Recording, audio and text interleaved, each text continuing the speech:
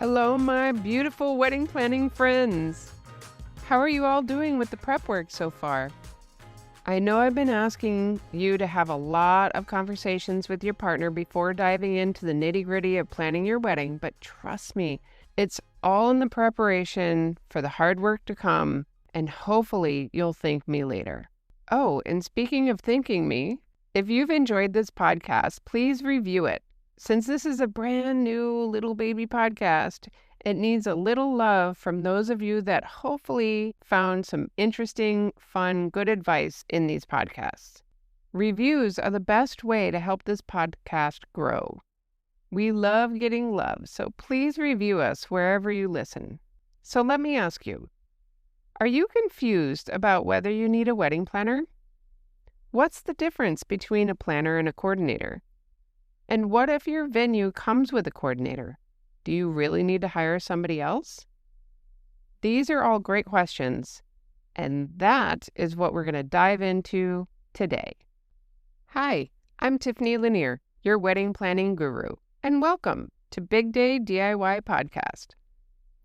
Today we're talking about all things wedding planners and whether you need to bring in a pro to help.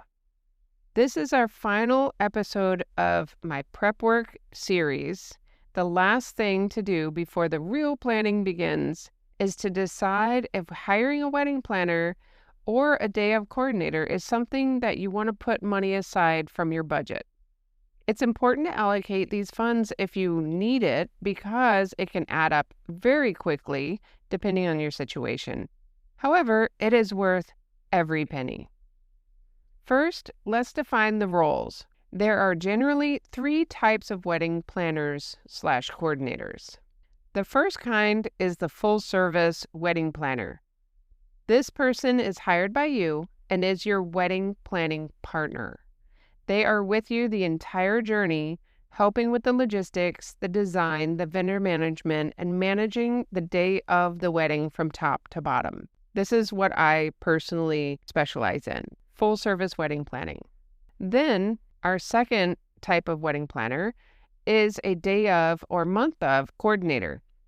This person is also hired by you. This is when you plan the wedding yourself, but have somebody else step in during the final month or weeks before the wedding to handle all the things for the wedding day, like the rehearsal, making sure you're sticking to your timeline, managing your vendors, and running the show on your big day. And finally, a venue planner. This is a person that actually works for your venue and focuses on things related to the property, like the timeline for setup, food service, and ensuring venue rules are followed.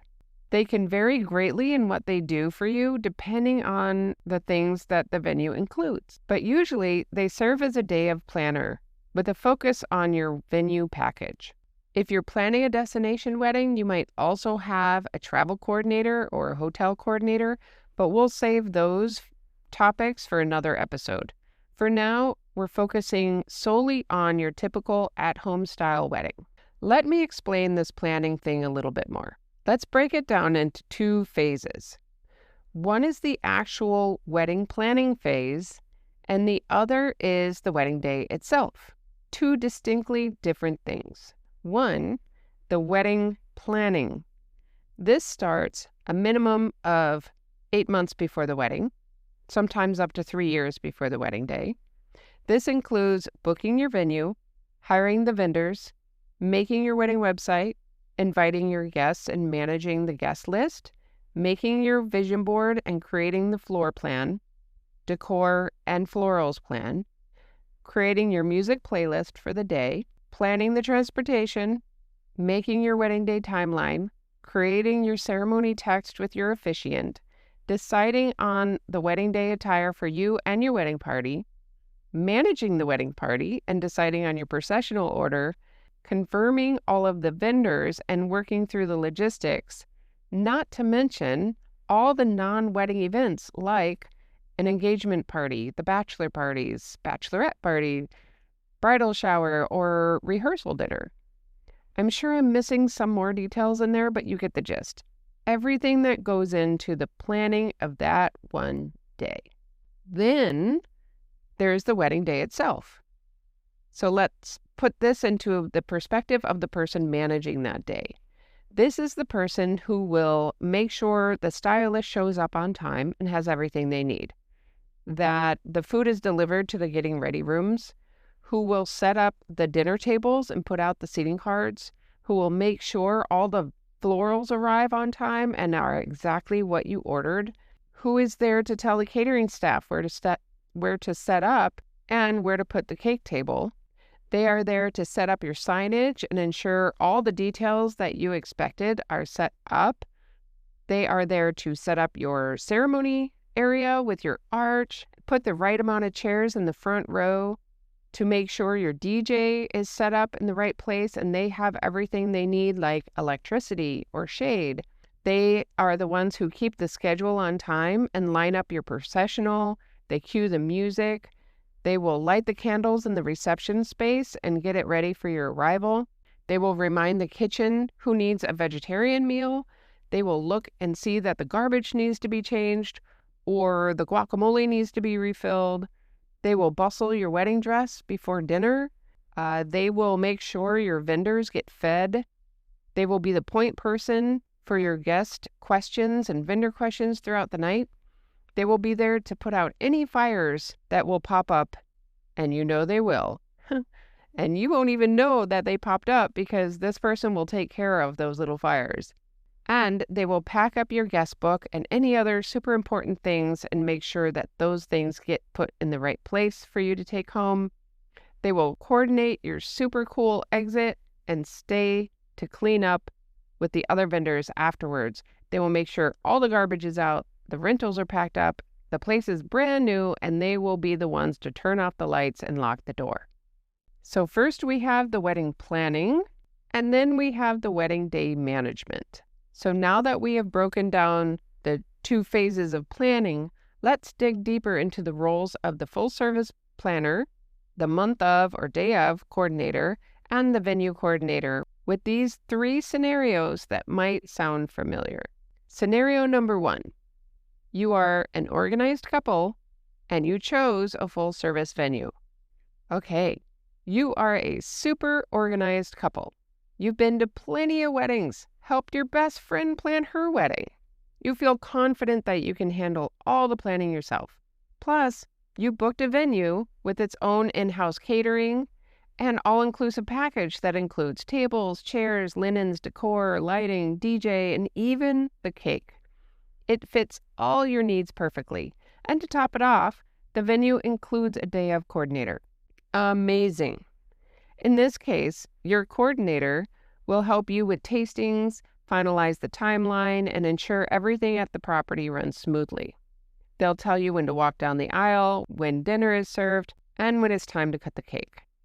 If this sounds like a venue you'll probably book, then you're good to go. Make sure you meet with your coordinator early to nail down the details and get all the details in writing right when you book, and then reconnect about a month before the wedding to reconfirm everything that you had written down so that there's no miscommunications. Easy breezy.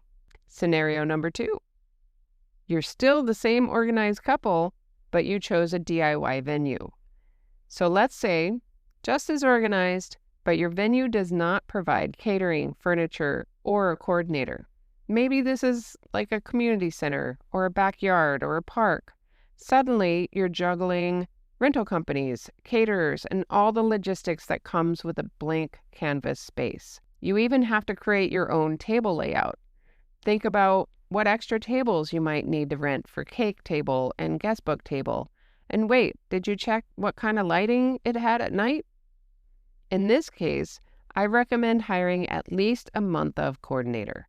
They will help confirm the vendors and the logistics, make sure you thought of everything, and they will handle the chaos of the big day.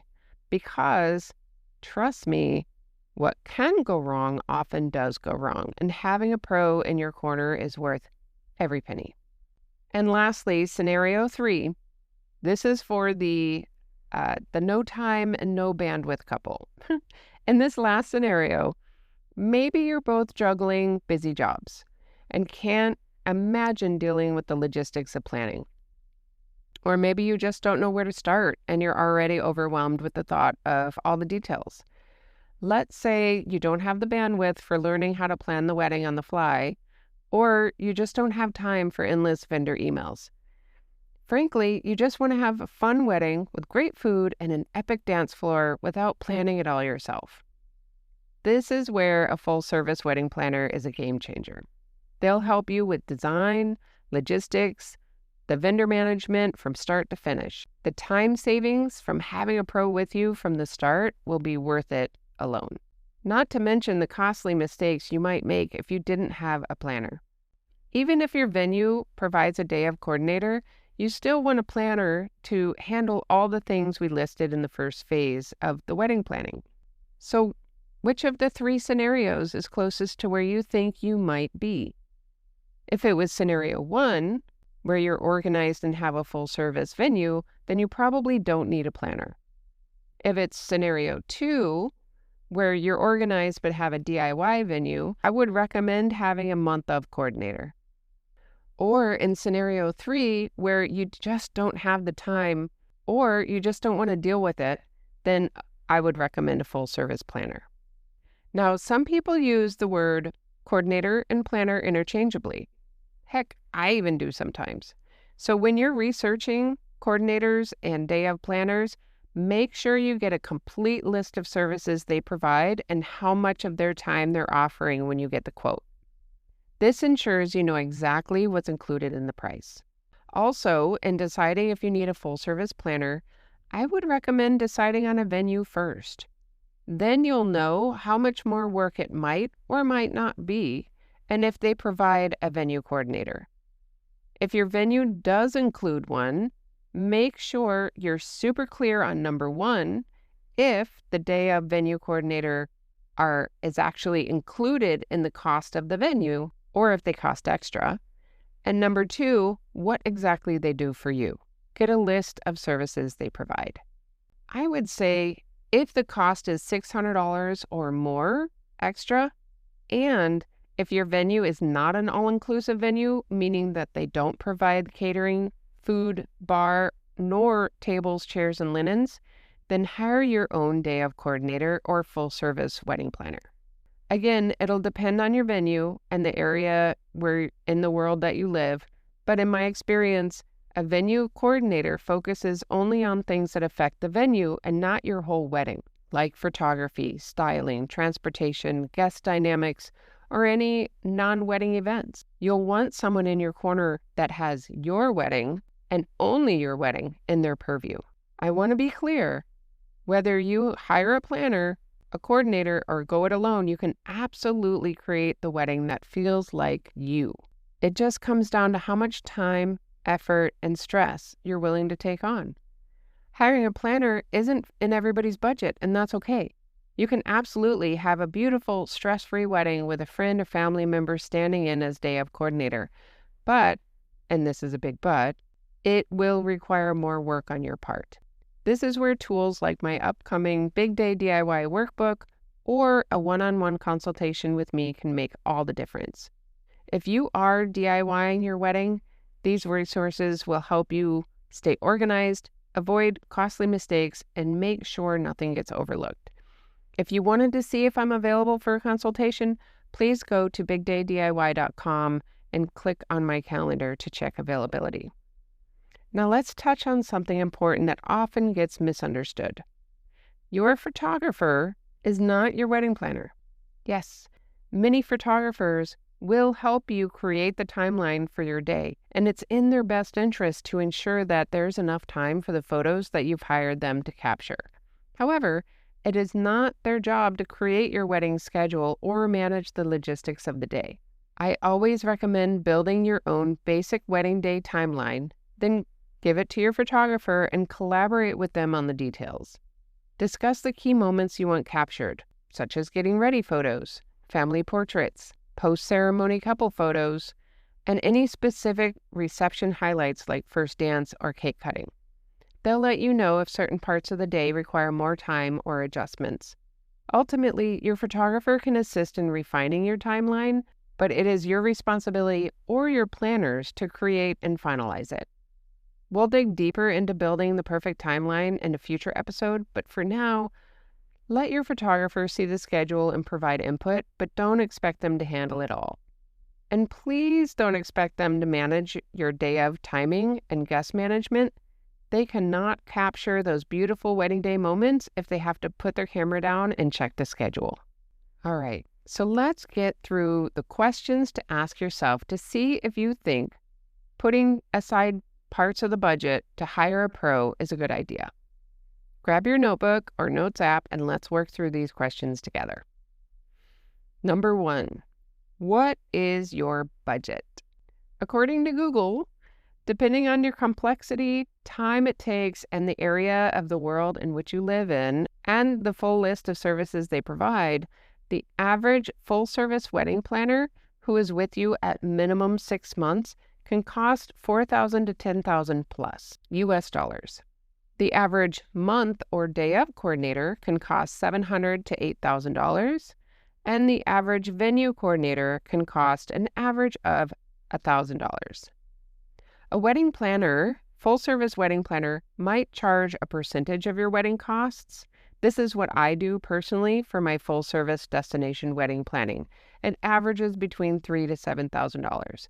But in general, let's say 20% of the wedding would go to a full-service wedding planner. A day of coordinator, they might charge by the hour, which can make sense, but it's really hard to budget since you don't know how many hours they're going to need. Just a reminder that a day of coordinator doesn't just work the 8 hours that you have your wedding venue. There are tons of prep work to do. All of the pre-wedding meetings that you two have so that you're on the same page, the vendor communications that they're doing behind the scenes, making their own wedding organization folder, the rehearsal time, and the entire wedding day, including all of the setup and cleanup after you leave.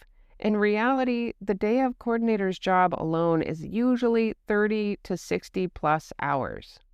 Question number 2. What is your wedding vision? Do you have a clear idea of what you want, your colors, your decor, your florals, or do you need help with design and decor? Question 3. How much time do you have for this wedding planning project? Can you handle the hours of research and emails and meetings that wedding planning requires? Number 4. How do you handle stress? Are you comfortable managing big projects, or would you rather delegate the hard stuff?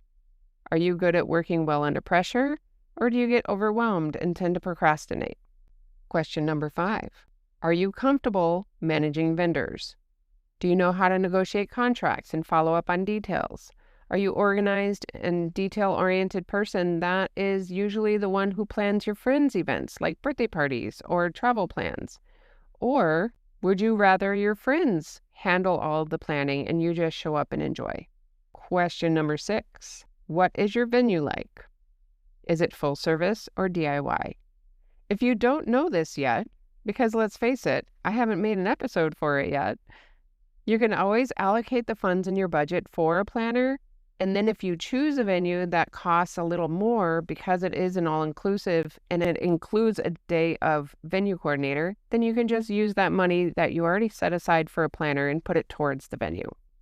Question number 7. What is your support system? Do you have friends or family willing to pitch in? Do you have someone in mind that would be great at helping you with the wedding planning and or someone who could work at your wedding to manage your vendors and wedding day timeline? If so, write down their names and maybe calendar a time to get a cup of coffee or a drink with them soon and feel them out to make sure that they are free and would be willing to help you in the way that you were hoping.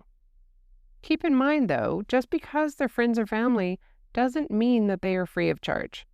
If anyone is helping to the point that it seems like a job, then you are definitely going to want to give them appreciation with something like financial compensation, a nice gift, pay for their hotel room or travel, things like this. And last question, number 8, what is your skill set?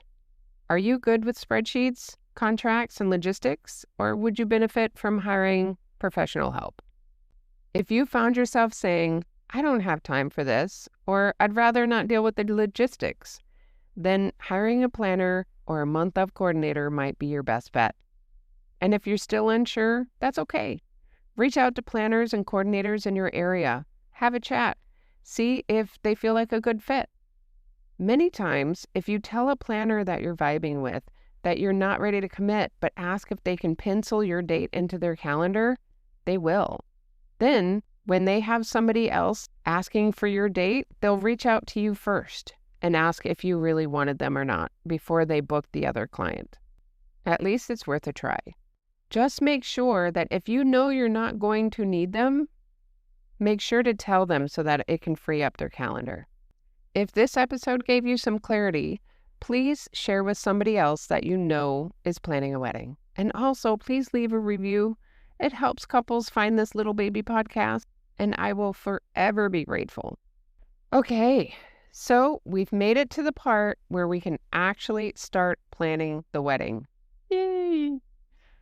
If you have any questions or need advice so far in what we've gone through, please head over to bigdaydiy.com and click on the link to send me a voice message with any question that you have.